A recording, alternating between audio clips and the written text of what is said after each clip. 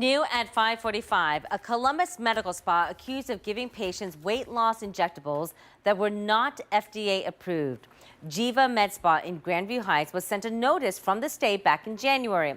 Documents show a doctor bought the injectables from an unlicensed seller that warned against using it on humans and animals. An interview with an employee said the drugs labeled for research use only may have been used on clients in Columbus. And inspectors say tonight the doctor told them he was, quote, conducting his own research with patient consent. Well, 10 Investigates reporter Rochelle Aline has been working on this story all day long. She put out a call to that doctor and that medical spa, and she's waiting to hear back. She also sat down with a nurse practitioner to talk about weight loss injectables and what you should know if you're interested in using them. Drug brands like Ozempic may be new to most of us, but the science behind them is very familiar to those working with diabetes patients. It does give great results. The rest of the world just caught on that, oh, we can help you lose weight with this. Christina Joba is a nurse practitioner who says the expansion of these drugs into the weight loss space is a good thing. But there are some do's and don'ts that people should keep in mind. First up, she says you should know that these drugs won't work well for everyone. So anybody who's had a history of pancreatitis or pancreatic issues should not really be considering these medications.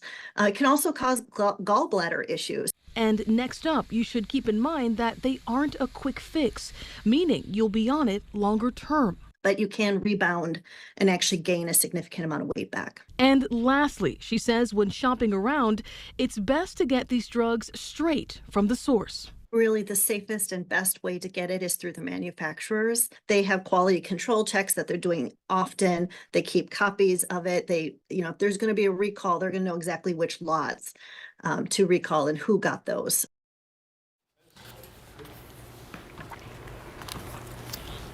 Okay, so while we don't have numbers to put to the problem, you were talking about how this has happened often enough that the FDA really has a warning about this, right? Like a lot of people doing this kind of stuff? Yeah, there's been a lot of questions as to how often something like this happens. So the FDA actually put out a warning back in December.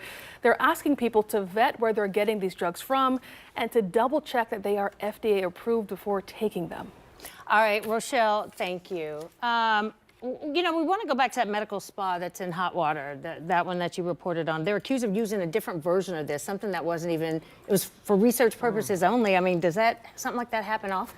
And that's scary. It is, and that's something that, we checked to see if the FDA actually tracks those things. And again, we couldn't find those exact numbers, but it seems like it's happening again often enough that they had to put out a warning, really telling people line by line what to look for, who you should go to, what are the appropriate sources to vet where these drugs are coming from, because you can get them online. There are so many just unlicensed sources that you can get these drugs from. And because they're so popular, people are so desperate, some people, to get this. So that's why stories like this are so important, just to raise that awareness, like pause before you click to buy or do anything like that. Correct. Because you trust your doctors. You don't expect them to be giving you experimental drugs. Correct. All right.